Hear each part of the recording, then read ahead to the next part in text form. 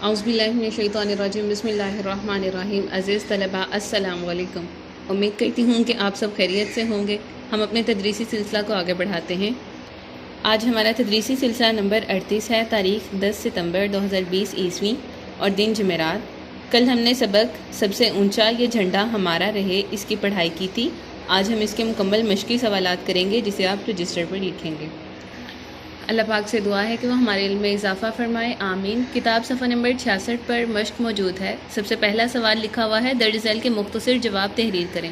مختصر جواب جیسا کہ آپ کو معلوم ہے کہ 2 نمبر کا جواب لکھنا ہوتا ہے، جس میں ہم نے کلیدی الفاظ اور سرخیاں بھی لکھنی ہوتی ہیں۔ سب سے پہلا سوال لکھا ہوا ہے، کیا غلام قوموں کا بھی پرچم ہوتا ہے؟ اس کی سرخی لکھیں گے، غلام قوموں کا پرچم۔ تو اس کا جواب کیا ہے؟ جی نہیں، غلام قوموں کا پرچم نہیں ہوتا۔ ہمارے قومی پرچم پر بنا ہوا چاند اور ستارہ کس بات کی علامت ہیں؟ اس کی سرخی آپ لکھیں گے، قومی پرچم پر بنا ہوا چاند اور ستارہ۔ اس سوال کا جواب کتاب صفحہ نمبر 64 پر ہے، لکھیں گے، ہمارے پرچم پر بنا ہوا ہلال ہماری ترقی کا رہبر ہے، اور اس پر 5 کونوں والا بنا ہوا ستارہ، 5 کونوں سے مراد اسلام کے 5 ستون ہیں۔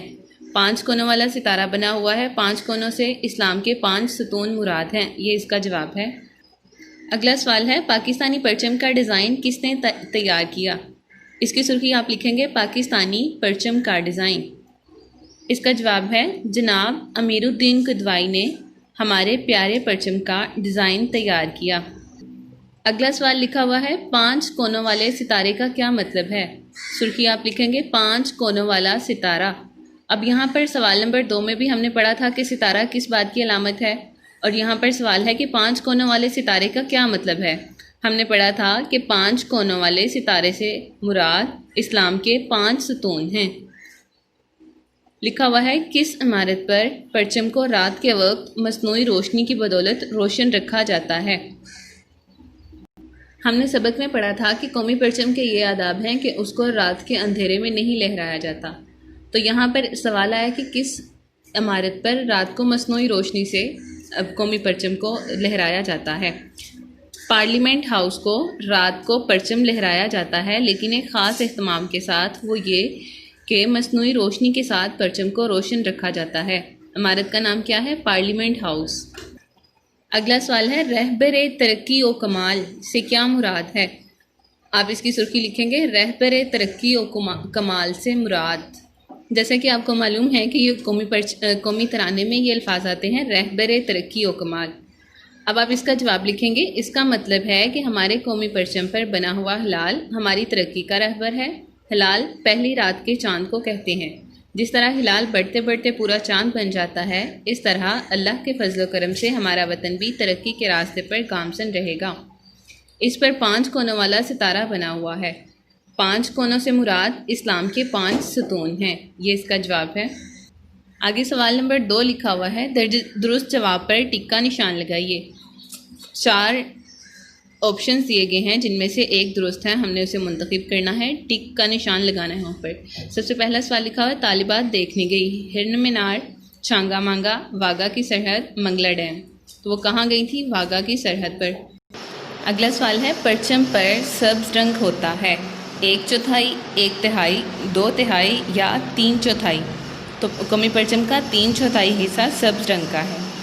اگلا سوال ہے، ہلال کہتے ہیں پہلی رات کے چاند کو، 10ویں رات کے چاند کو، 14ویں رات کے چاند کو، یا آخری رات کے چاند کو؟ ہلال کہتے ہیں پہلی رات کے چاند کو۔ رات کے وقت پرچم نہیں اتارا جاتا، گورنر ہاؤس سے، وزیر اعلیٰ ہاؤس سے، وزیر اعظم ہاؤس سے، یا پارلیمنٹ ہاؤس سے؟ اس کا درست جواب ہے پارلیمنٹ ہاؤس سے۔ سوال نمبر 3 ہے، واحد کی جمع اور جمع کے واحد لکھیے۔ پہلا لفظ ہے طالبہ، طالبہ کی جمع ہے طالبات۔ تقریب، تقاریب۔ مرحلہ، مراحل۔ آداب، ادب۔ آداب جمع لفظ ہے تو اس کی واحد ہے ادب۔ شکل واحد لفظ ہے تو اس کی جمع ہے اشکال۔ اقوام، قوم۔ نقطہ، نکات۔ فرض، فرائض۔ وطن، اوطان۔ پھر سوال نمبر 4 ہے، اعراب کی مدد سے تلفظ واضح کریں۔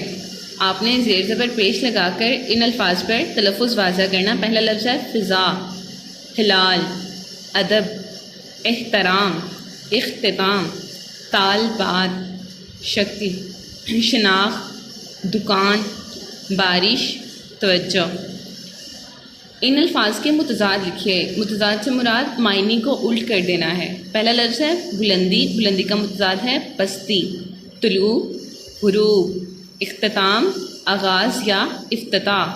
ترقی، زوال۔ مصنوعی، قدرتی۔ پھر اگلا سوال ہے، جملوں میں اس طرح استعمال کریں کہ مفہوم واضح ہو جائے۔ نیچے کچھ الفاظ لکھے گئے ہیں، ان کو آپ نے جملوں میں استعمال کرنا ہے، آپ اپنے الفاظ میں ان کو استعمال کر سکتے ہیں۔ قومی پرچم کے آداب پر ایک پیراگراف لکھیے۔ یہ پیراگراف ہم نے سبق سے لینا ہے، سبق میں ہم نے جو کچھ پڑھا ہوا اس کو ایک پیراگراف کی صورت میں جس میں قومی پرچم کے آداب شامل ہوں وہ تحریر کرنے ہیں۔ دی گئی مثال کے مطابق الفاظ کو ملائیے، یعنی مرکب الفاظ ہیں جو واو کی مدد سے ملتے ہیں۔ پہلا انہوں نے خود ملایا ہوا ہے تعلیمی و تفریحی، عزت و وقار، ترقی و کمال، ستارہ و ہلال، فضل و کرم، دل و جان۔ یہ وہ مرکب الفاظ ہیں جو واو کی مدد سے ملائے جاتے ہیں۔ آگے سوال نمبر 9 لکھا ہوا ہے، دی گئی مثال کے مطابق جملے بنا کر متشابہ الفاظ کا فرق واضح کریں۔ متشابہ الفاظ ایسے الفاظ کو کہتے ہیں جو لکھنے میں تو ایک جیسے ہوتے ہیں لیکن پڑھنے میں اور ہوتے ہیں اور ان کے معنی بھی تبدیل ہوتے ہیں۔ جیسے پہلا لفظ لکھا ہوا ہے علم، علم الف سے، تو علم کا مطلب ہوتا ہے غم۔ پھر ہے علم، علم عین سے، تو اس کا مطلب ہوتا ہے جھنڈا یا پرچم۔ اس کے بعد ہے حلال، مطلب جائز۔ پھر ہے ہلال جو ہم نے پڑھا کہ پہلی رات کا چاند۔ پھر لفظ ہے نقطہ، ایک نقطہ ہوتا ہے باریک کام، ٹھیک ہے، اور ایک نقطہ توئیں کے ساتھ ہے اور کاف بھی اس میں قلم والا ہے۔ اس کا مطلب ہوتا ہے کہ خط کی انتہا، مطلب جس کو ہم ڈاٹ کہتے ہیں۔ یہاں پر جو نقطہ ہے وہ باریک کام یا ایک بلیغ کام ہے، اور اس نقطہ کا مطلب ہوتا ہے خط کی انتہا یا مرکز۔ یہ الفاظ کے متشابہ معنی آپ نے تحریر کرنے ہیں اور بعد میں ان کے جملے بھی لکھنے ہیں۔ یہ تھا ہمارا آج کا کام، جسے آپ سوالات جو رجسٹر پر لکھنے والے ہیں انہیں رجسٹر پر لکھیں گے، جو کتاب پر حل کرنے والے ہیں انہیں کتاب پر حل کریں گے۔ جزاک اللہ، اللہ حافظ۔